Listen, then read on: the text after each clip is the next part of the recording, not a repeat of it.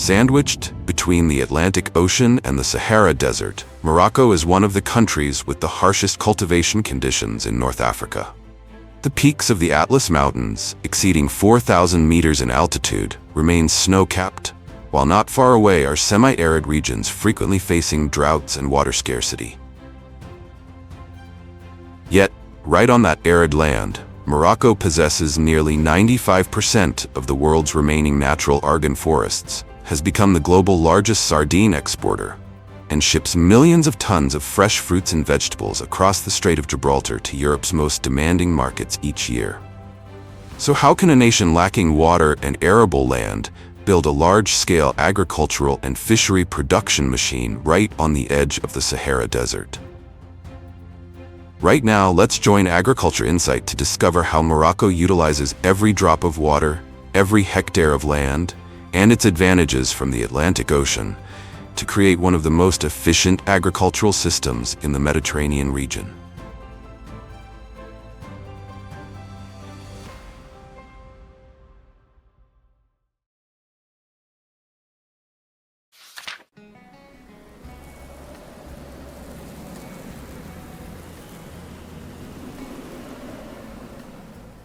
Just 14 kilometers south of the Strait of Gibraltar, Morocco opens up a world in stark contrast to Spain. From the fertile Mediterranean plains in the north, the landscape quickly transitions into semi-arid plateaus before blending into the edge of the Sahara Desert. Cutting across this terrain is the Atlas Range, where winter snow and ice melt to provide a vital lifeline for river systems and large reservoirs. However, that natural water supply is still not enough to sustain an export-driven agriculture. Morocco is forced to utilize every water source, building over 150 large dams, expanding drip irrigation systems, operating desalination plants along the Atlantic coast, and even harvesting fog. On the slopes of the Anti-Atlas Mountains, giant nets are erected to catch the mist blown in by the cold Canary Current. Millions of tiny water droplets condense and flow down into storage tanks, turning into a precious source of water for daily use and irrigation in highland villages. More concerningly, Morocco also faces immense pressure regarding land. Less than 1/5 of its territory is arable, while this land fund continues to shrink due to drought and shifting sands. Therefore, it can be said that Morocco's agriculture is forced to follow a harsh survival equation to generate more value from every single drop of water and every single hectare of land.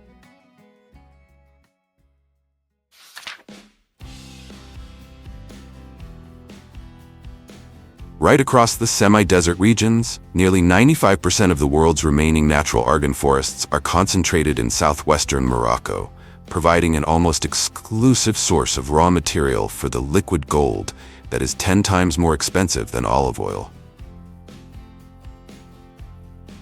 This area has been recognized by UNESCO as a biosphere reserve to protect its unique ecosystem and develop sustainable livelihoods for local communities.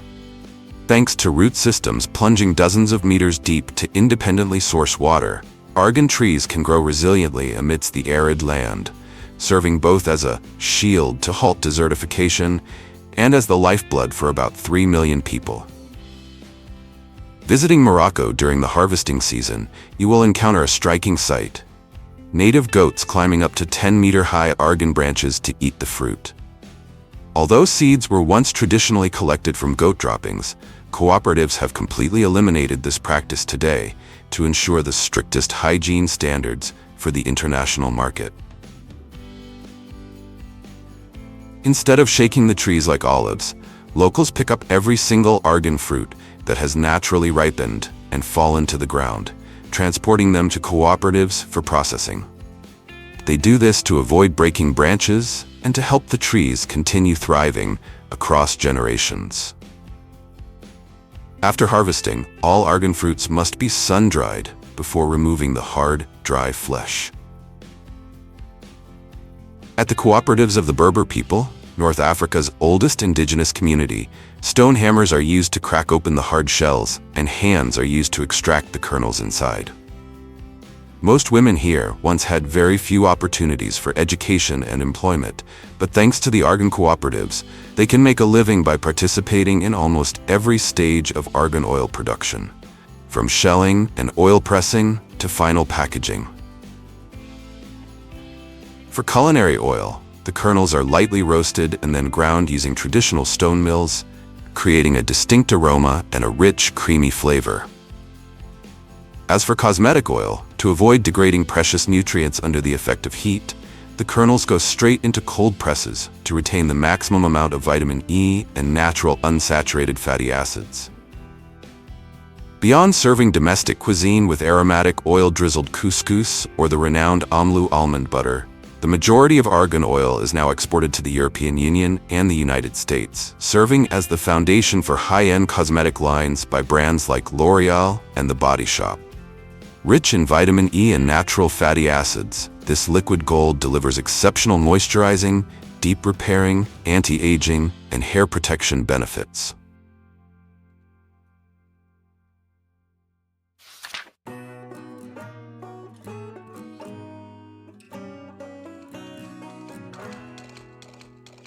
Leaving behind the ancient Argan forests, we head to the Souss-Massa Plain, where a semi-arid coastal strip has been transformed into one of Africa's largest greenhouse capitals, supplying millions of tons of fruits and vegetables to the European market every year.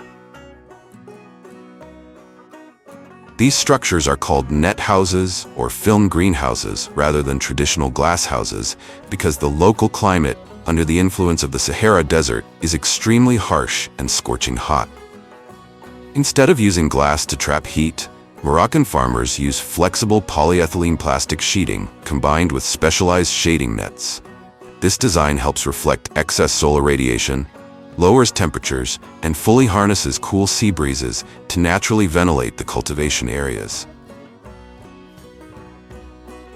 However, the greatest challenge for these greenhouse operations is water.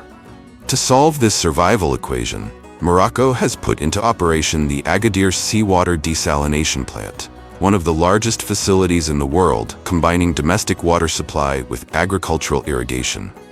Seawater from the Atlantic Ocean, after having its salt removed, is piped directly to the farms.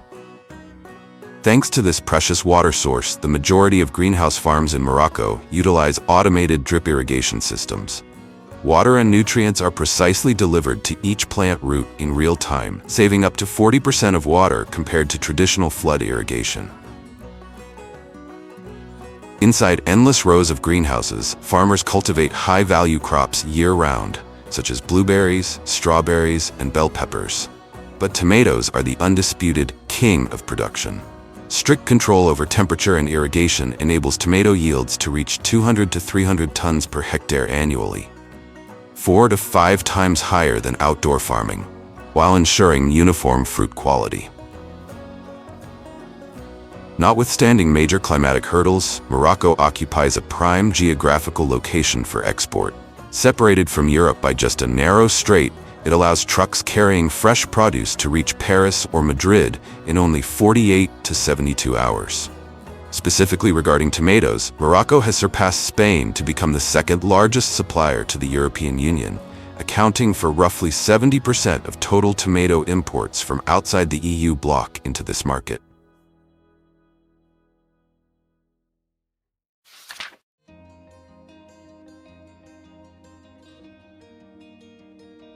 Can you believe it? Morocco has not only surpassed Spain in tomato exports, but has also quietly become one of Europe's leading citrus-supplying empires every winter. Also on the fertile plains alongside modern greenhouses, Morocco's agriculture sector now boasts over 120,000 hectares of citrus orchards, producing an average of over 3 million tons annually and generating nearly $1 billion in export value, depending on the season. Despite being located right on the edge of the arid desert, the plantations here remain lush thanks to a modern network of reservoirs, canals, and drip irrigation systems, carrying water from melting snow on the Atlas Mountains across tens of kilometers to nourish each tree root. About 80% of Morocco's citrus exports consist of small fruited, thin-skinned, easy-to-peel varieties such as Clementine, Morocco Late, and Noor. The secret behind their flavor comes from the harshness of nature itself. Intense daytime sunlight helps the trees produce abundant sugars, while nighttime temperatures drop sharply due to the simultaneous influence of the desert and the Atlantic Ocean, causing the sugars to be locked inside each segment rather than depleted. For Moroccan orchard owners, the busiest season begins in October and lasts until March of the following year, just when most of Europe enters winter, causing domestic fruit supplies to drop sharply. Harvesting requires absolute precision. Workers must use scissors to cut close to the stem to avoid tearing the peel, as even a small scratch can significantly reduce the value of the entire shipment.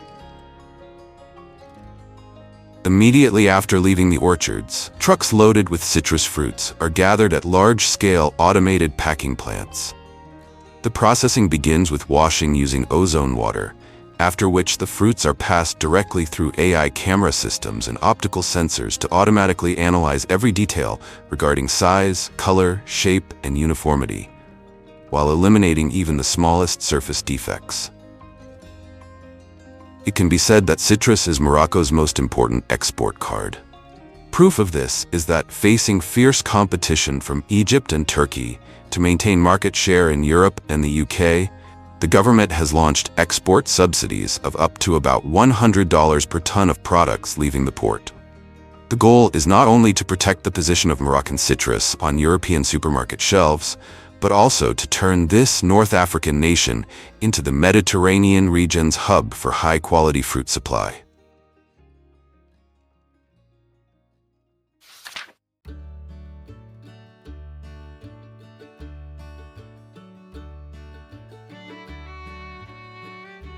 Leaving the heavy-laden orchards on land, we cast our gaze along the coastline of over 3,500 kilometers, stretching across the Atlantic Ocean and the Mediterranean Sea, which establishes Morocco's clearest position as a superpower with its fisheries sector, bringing in more than $3 billion in foreign exchange for the country each year.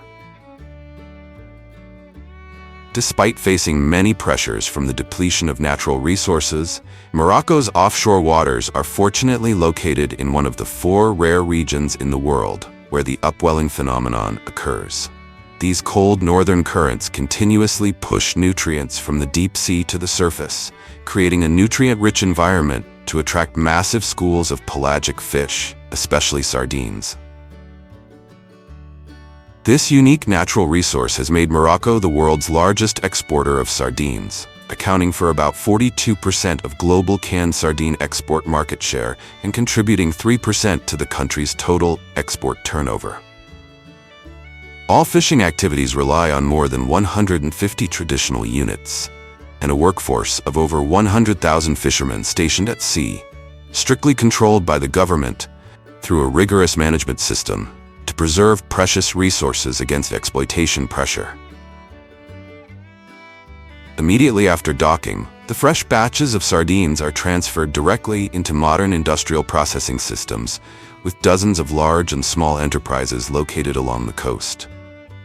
After being salted and steam cooked, they have their heads and tails completely removed, which helps the fish flesh firm up and makes bone separation easier during processing, and are then neatly arranged in tin cans with olive oil or tomato sauce. Every year, 90% of the sardine production from this country enters the export race to more than 70 countries worldwide, competing directly with Portugal, Spain, and Thailand. Meanwhile, domestically, fresh sardines marinated in chermoula on charcoal grills are very familiar to the people of Morocco, providing an abundant source of protein at an affordable price.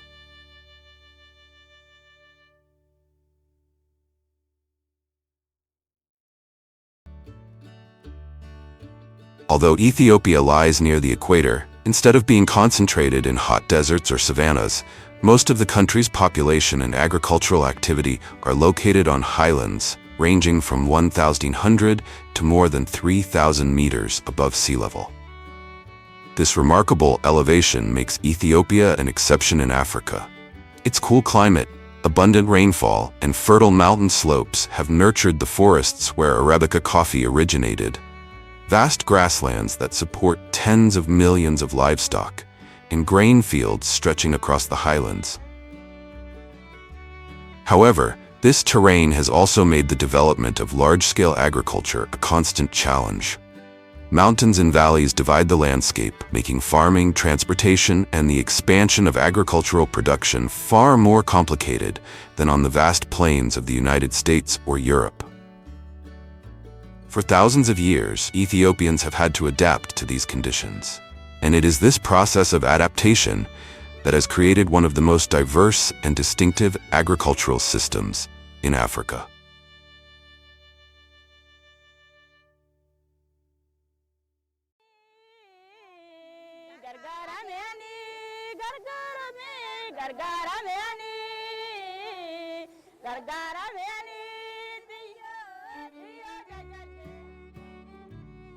Did you know that around 60% of the world's coffee production comes from Arabica coffee? In the homeland of this coffee variety, scientists believe that the first wild Arabica plants emerged in the rainforests of the Ethiopian highlands thousands of years ago. Today, many of these forests still preserve natural Arabica populations, which are considered one of the world's most important coffee gene reservoirs as climate change and disease increasingly threaten coffee-growing regions. To make use of this treasure, coffee harvesting in Ethiopia is carried out almost entirely by hand due to the country's high altitude, steep, and fragmented terrain. The workforce mainly consists of smallholder farmers and local residents living in the highlands. They must walk deep into forests or plantations, carefully selecting and picking each ripe coffee cherry by hand rather than stripping entire branches at once. This work requires tremendous patience and sustained physical effort. After harvest, coffee is typically processed using two main methods. Most Ethiopian coffee undergoes dry processing, in which the coffee cherries are left intact with their skin and fruit flesh before being spread out on raised bamboo drying beds under the sun for several weeks.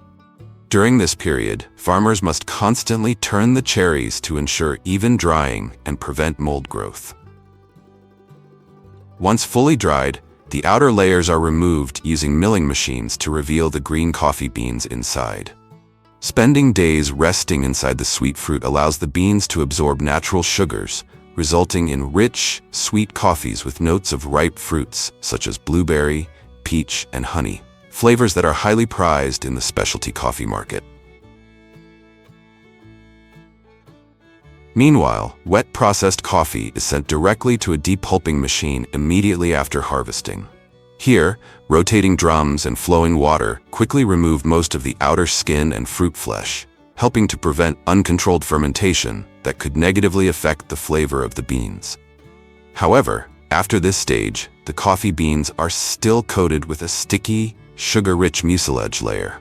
They are therefore soaked in water tanks for 24 to 72 hours, allowing naturally occurring microorganisms to break down the remaining mucilage. Once fermentation is complete, an important manual sorting stage begins. Farmers use wooden rakes to continuously stir the beans through flowing water channels, washing away any remaining mucilage. The beans are then spread out on raised drying beds for approximately 7 to 15 days until their moisture content falls to around 10 to 12%. During this period, farmers must turn the beans several times a day to ensure even drying and prevent mold growth. Only after reaching the target moisture level are the beans milled to remove the protective parchment layer, producing green coffee beans ready for export and roasting. Because the beans are separated from the fruit flesh before drying, this method produces a distinctly different final product. A cleaner cup, brighter and more pronounced acidity, and a clearer expression of the coffee's intrinsic flavor characteristics. From here, roughly 500,000 tons of coffee are shipped from Ethiopia each year, making the country the largest coffee producer and exporter in Africa. Long before lattes, pour-overs, or modern espresso machines appeared, Ethiopians had already perfected one of the oldest coffee traditions in the world. During traditional coffee ceremonies, the preparation of coffee is carried out almost exclusively by women. The beans are roasted in front of guests on a small pan, ground with a wooden mortar and pestle, and then brewed in a distinctive clay pot known as a jebana. A coffee ceremony can last for more than an hour and is considered a time for family members, neighbors, and friends to gather, talk, and strengthen their relationships. In many rural areas, people also add a few sprigs of tina adam, an aromatic herb with flavors reminiscent of lemon, mint, and citrus, to a cup of hot water. It is not used as a sweetener like cinnamon or sugar. Instead, this native Ethiopian herb gives the ceremony a distinctly local character, softening the coffee's aroma and significantly mellowing the sharp bitterness naturally found in Highland Arabica beans.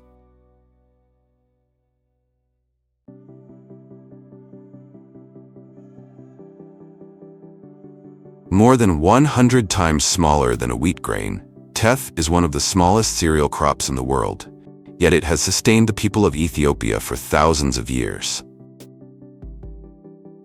Thanks to its ability to tolerate both drought and waterlogging, teff occupies more than 1/5 of Ethiopia's total cultivated land and is the country's most widely consumed staple food, far surpassing rice. When the stalks and leaves turn golden yellow like dry straw, millions of farmers head into the fields to harvest teff using simple sickles. Under the dry heat of the harvest season, bundles of teff are gathered, dried, and then manually threshed and winnowed on the ground. But there is another method that is both less labor-intensive and more fascinating. Many farmers allow cattle to walk in circles over the dried bundles, using the animal's weight to separate the tiny grains from the seed heads, without the need for machinery. With an annual production of nearly 5 million tons, Ethiopia is by far the world's largest producer of teff, accounting for more than 95% of global output. As demand for healthy foods continues to grow, teff has gained increasing attention as a super grain, thanks to its high levels of iron, calcium, protein, and fiber, while being naturally gluten-free. In Ethiopia, about 70% of all harvested teff is used to make injera, a slightly sour fermented flatbread that is the country's most important staple food. You can find it in everyday meals across Ethiopia, as easily as you would find tortillas in Mexico or baguettes in bakeries throughout France.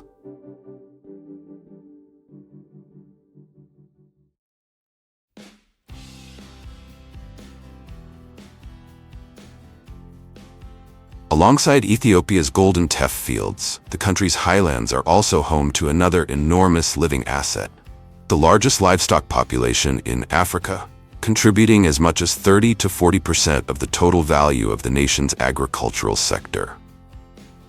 With more than 70 million cattle and tens of millions of sheep, goats, and camels, Ethiopia possesses one of the largest livestock populations in the world. For many farmers, a herd of cattle serves as the family's savings account, insurance policy, and retirement fund all at once. They rarely sell their animals, except during major life events or natural disasters, because the size of a herd is widely regarded as a measure of a family's wealth and social status. Across the cool highlands that are well suited for grazing, most livestock are raised for draft power and fresh milk production, rather than for meat. The most common animals are indigenous zebu cattle, highly valued for their drought tolerance, endurance, and low maintenance costs. During the rainy season, they graze mainly on natural grasses found in pastures and valleys. During the dry season, they switch to chopped teff straw and other agricultural byproducts.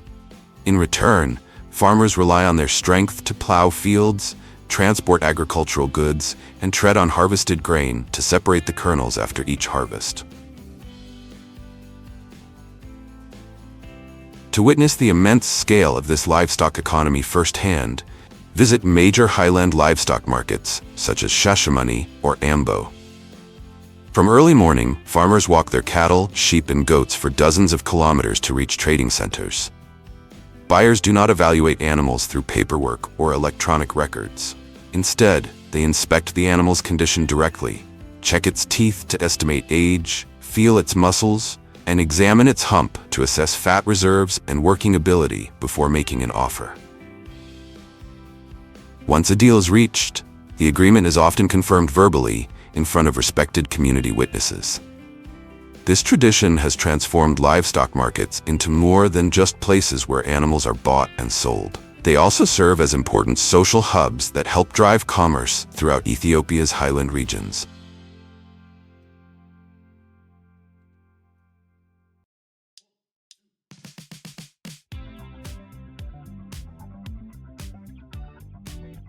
Say goodbye to the cool highlands that have shaped much of Ethiopian agriculture. In the northeastern part of the country lies a completely different world. The Danakil Depression, one of the hottest places on Earth, often referred to as the gateway to hell, where daytime temperatures frequently exceed 113 to 122 degrees Fahrenheit.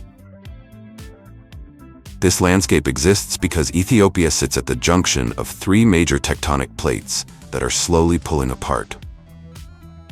As the Earth's crust stretches, hot gases, hypersaline water, and minerals from deep underground are continuously pushed to the surface, creating acidic pools and vivid patches of yellow, orange, and blue that make the area look like another planet. What makes this region particularly fascinating is that, despite being covered in salt and mineral deposits, most of it is nearly impossible to exploit. Extreme temperatures, toxic gases, and hazardous terrain have made Danakil famous not for its resources, but because it is one of the few places on Earth where people can witness the early stages of a new ocean being formed.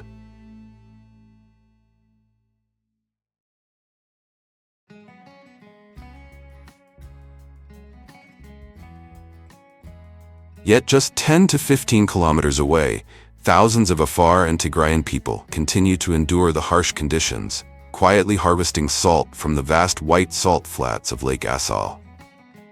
The reason this landlocked region, lying more than 100 meters below sea level, contains such enormous salt reserves is its unique geological history.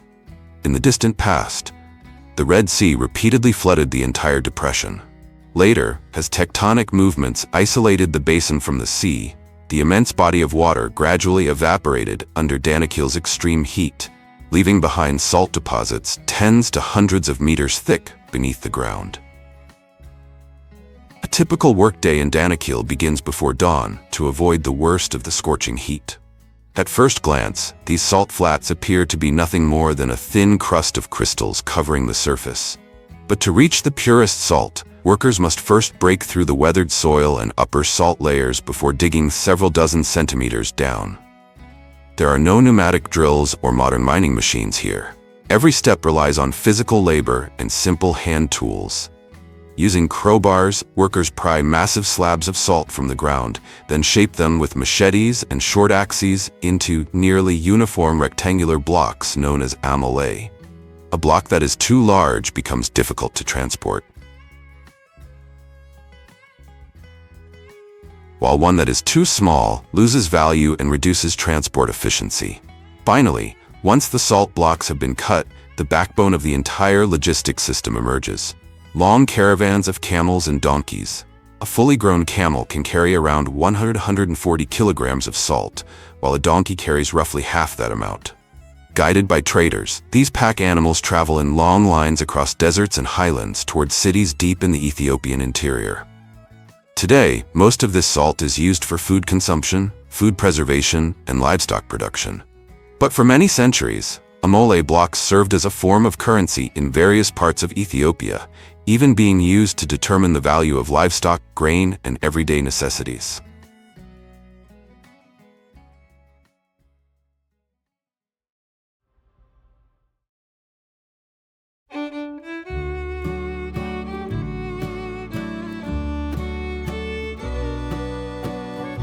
Imagine standing in the heart of a sun-drenched oasis, where towering date palms rise proudly toward the sky, their ripe clusters swaying gently in the breeze, carrying the sweet scent of sunlight and earth. Welcome to Egypt, the kingdom of dates, where nearly 1.9 million tons are harvested each year, accounting for almost 20% of global production and firmly holding the #1 spot in the world. Although Egypt leads in production, the United Arab Emirates takes the crown in processing and exports, while California in the US is renowned for premium varieties like Medjool, which can sell for up to 3 times the price of regular dates. But why are dates so valuable and sought after?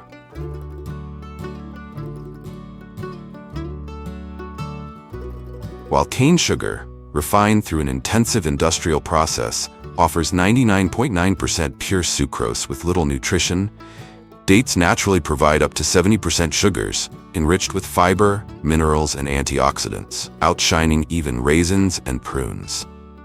Sharing the same lineage as coconut palms, date palms, whether towering varieties reaching up to 21 to 23 meters or more compact dwarf cultivars, have stood proud through over 8,000 years of history.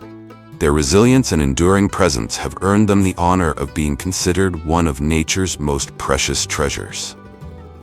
Yet this majestic beauty demands a heavy price, giving rise to one of the world's most dangerous professions: climbing the swaying crowns high above to harvest dates. But before a mature date palm can yield tens of thousands of fruits each year, farmers must complete a crucial step: pollination, a process typically carried out around 3 to 5 years after the tree begins to reach maturity, depending on the variety and growing conditions. Unlike many fruit trees that can self-pollinate, date palms require cross-pollination, meaning both male and female trees are necessary for fruit to form. The process begins by identifying male trees, which can be recognized by their long, ivory-colored flower clusters. Once these flowers have matured, they are carefully cut, and the fine pollen is collected with precision. Next, skilled farmers transfer this pollen to female trees, a golden step that directly determines the yield and quality of the harvest. Typically, the pollen is applied manually to the female flowers in full bloom, either by hand or with the help of specialized spraying equipment. To give you a better idea of the scale, just one healthy male tree can produce enough pollen to fertilize up to 50 female trees.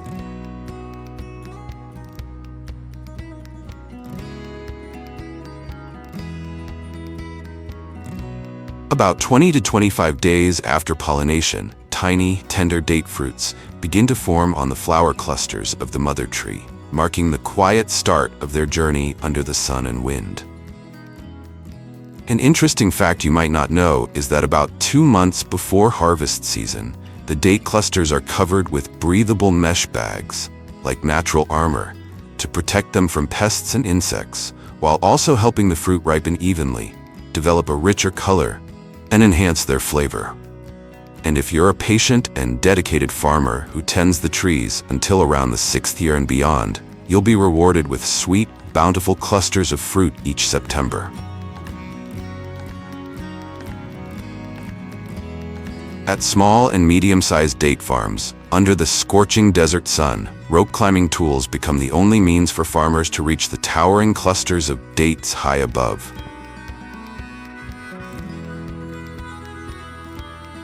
Once at the top, the harvester uses a specialized knife to carefully cut each bunch, then gently lowers it down using a rope system. The mesh bags previously wrapped around the date clusters, originally used to protect the fruit from birds and insects, now serve an extra purpose, catching any loose dates during the harvest. In Egypt and the Middle East, wages for date harvesting typically range from $1 to $2 per hour, depending on local economic conditions. The work requires endurance, balance, and experience, as climbing tall palms without full safety gear can be physically demanding and risky. As a result, on larger farms, the use of modern harvesting equipment is becoming a widely adopted solution, replacing manual labor with a safer, faster, and more efficient method of collecting dates, while greatly reducing the physical strain on workers. Before each operation, automated lifting machines are thoroughly inspected, and workers are equipped with full safety harnesses and specialized cutting tools like shears or harvesting knives. These hydraulic platforms can reach heights of 10 to 20 meters, allowing workers to easily access the hanging fruit clusters without the need to climb dangerous tree trunks. Once near the golden bunches, the worker gently handpicks the dates or shakes the mesh bags covering the ripe fruit, allowing them to fall safely into nets spread out below. The application of modern technology has increased harvesting productivity by up to 10 times compared to traditional manual methods, and, most notably, provides significantly improved labor safety, despite the relatively high initial investment. This core difference is a key reason why premium medjool dates from California's Coachella Valley can command prices up to 3 times higher, while over 90% of dates in Egypt and the Middle East are still harvested manually at lower production costs, making them better suited for large-scale supply chains and mass-market consumption.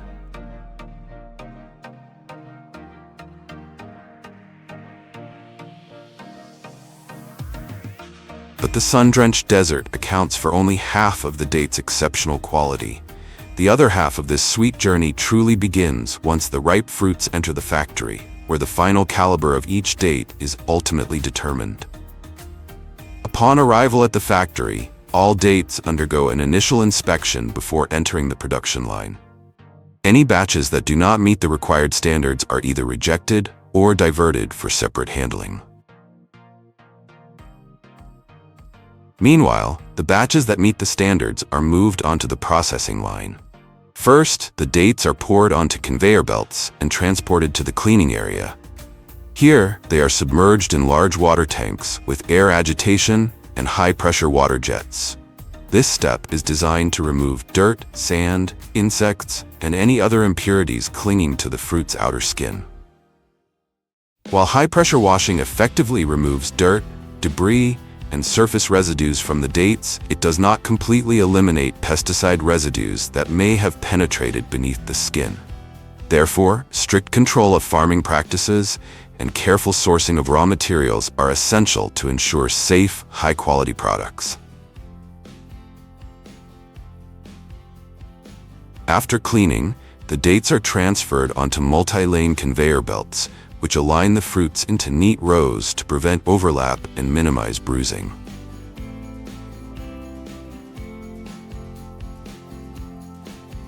At the end of the conveyor, the dates pass through an array of automated inspection equipment that includes industrial cameras, multispectral scanners, and sometimes gentle pressure sensors.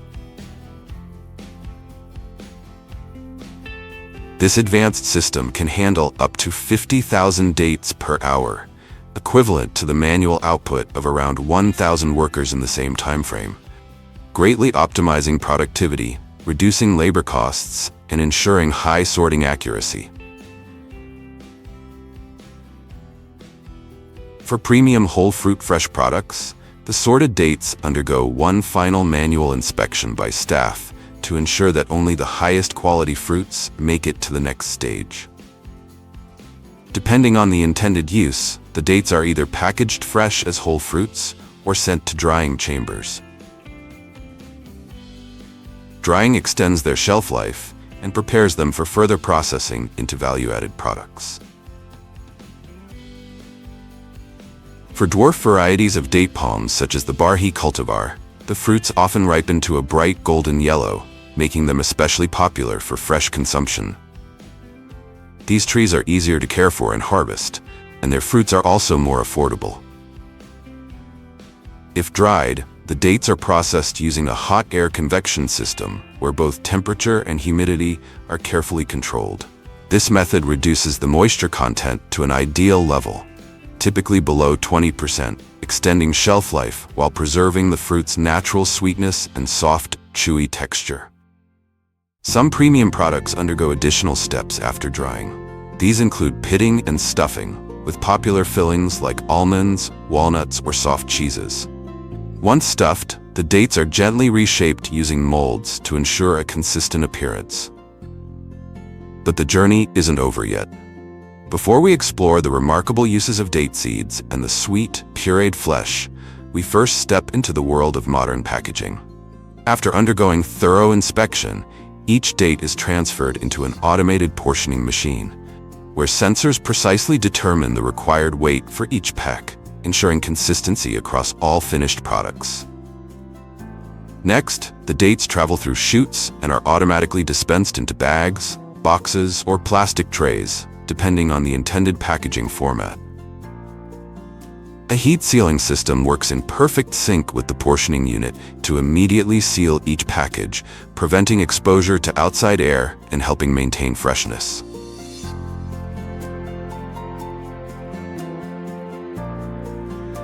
Once the pits have been removed, the remaining fruit flesh is transferred to the grinding area to produce date paste, a smooth, spreadable product commonly used in pastries, nutrition bars, energy snacks, and baby foods.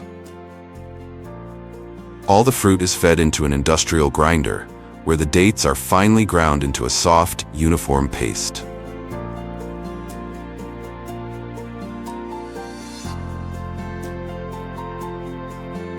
The mixture then undergoes mild heat treatment to stabilize its structure, ensure food safety, and extend shelf life. After that, the paste is extruded through a forming machine to achieve a consistent texture that's easy to package and use.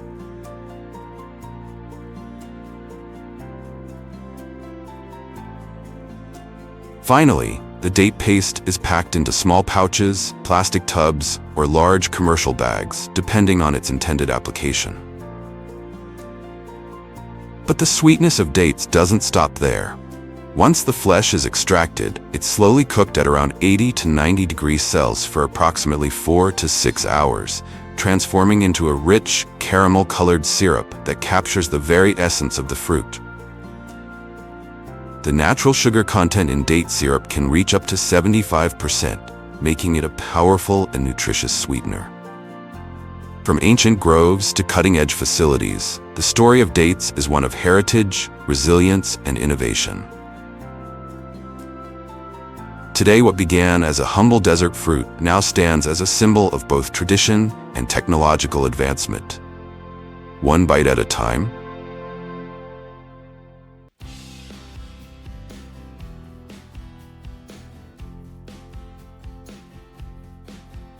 More than 70% of Nigerians could face a severe food crisis if cassava disappeared from every field. Thanks to its ability to tolerate poor soils and withstand drought, this root crop has become Nigeria's most important staple, with annual production exceeding 60 million tons, more than anywhere else on Earth, and equivalent to nearly 1/5 of global output. In Nigeria, each cassava crop begins not with seeds, but with stems from the previous harvest. Farmers select healthy stems, cut them into sections containing multiple nodes, and plant them in rows.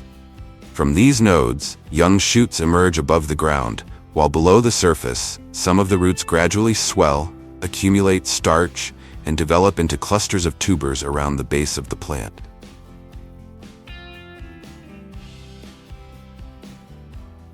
After about 8 to 18 months, depending on the variety and growing conditions, cassava enters the harvesting stage. Farmers cut back the upper stems, leaving a section of the base as a grip, then use their own body weight to pull entire clusters of roots, which can weigh more than 10 kilograms, out of the ground. When the roots are deeply embedded, they must rock and tug the stem repeatedly to loosen the soil, while minimizing damage to the large roots below. To this day, most of the harvesting process here still relies on manual labor. Farmers, most of them female smallholders, must lift heavy containers of cassava onto their heads and walk along the rows to load them onto trucks. Despite being the world's largest cassava producer, Nigeria's fragmented farming system, made up of millions of smallholder farms with limited access to machinery and an almost non-existent level of mechanization, has kept labor productivity extremely low. As a result, much of the workforce across the production chain survives on less than $1 per person per day. More importantly, the post-harvest time pressure acts like a ticking clock. All harvested cassava must enter processing within 48 hours. Beyond that point, naturally occurring enzymes trigger physiological oxidation, causing the roots to rapidly discolor, rot, and lose their value entirely. In terms of consumption, around 83% of harvested cassava is processed into gari, while high-quality cassava flour for industrial use accounts for only about 3%. Making gari requires the cassava roots to be completely peeled by hand, then grated into a soft pulp, pressed to remove water and reduce naturally occurring cyanide compounds, fermented, and finally roasted dry in large pans. By contrast, the small amount of cassava sent to factories passes through grinding and centrifugal separation systems, followed by rapid mechanical drying to produce refined cassava flour used as a raw material in the confectionery, textile, and pharmaceutical industries. The reality is that more than 90% of Nigeria's cassava production never leaves the country. This means the country could be missing out on hundreds of millions of dollars from the global cassava export market, serving the starch and bioethanol industries.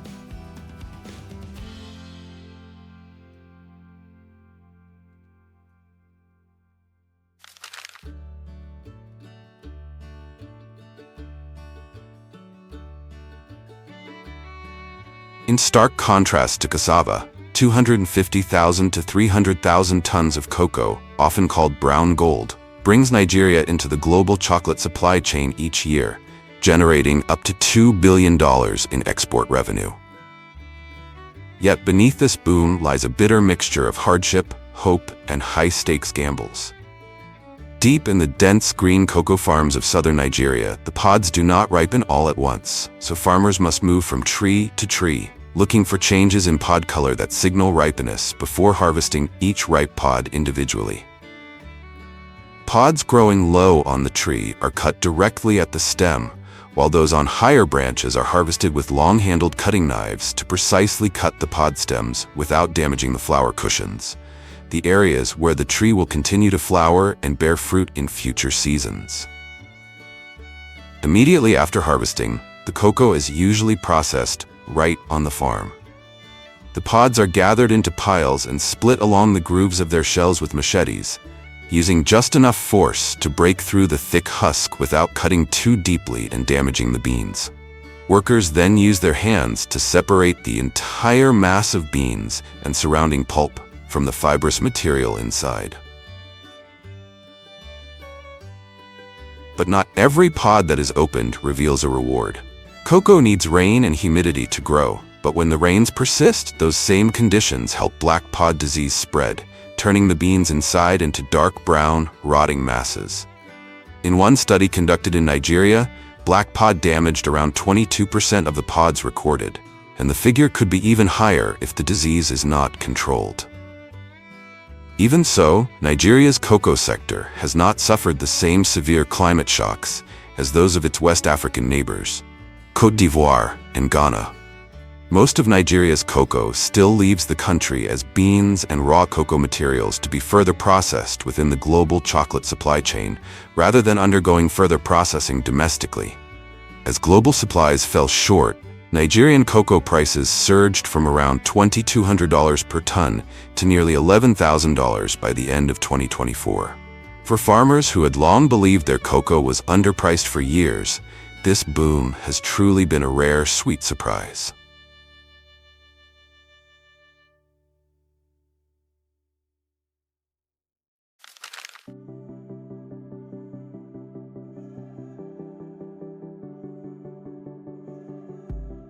With urbanization growing at more than 3% each year, and over half of the population now living in cities, soaring demand for rice has propelled Nigeria into the ranks of Africa's largest rice producers, with an annual paddy output of around 9 million tons.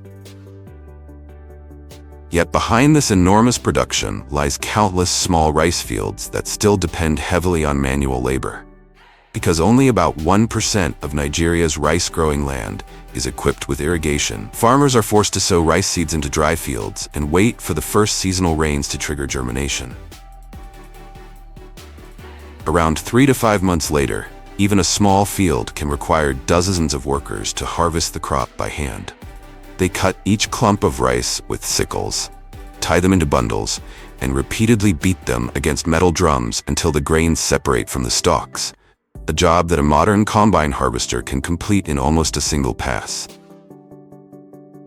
The freshly threshed paddy is then taken to open drying yards, spread into thin layers, and constantly turned under the sun until it reaches a safe moisture level for storage. From there, about 64% of Nigeria's rice is still processed by small and medium-sized rice mills, where paddy is milled using relatively basic equipment, supplying the everyday rice consumed by the vast majority of the domestic population.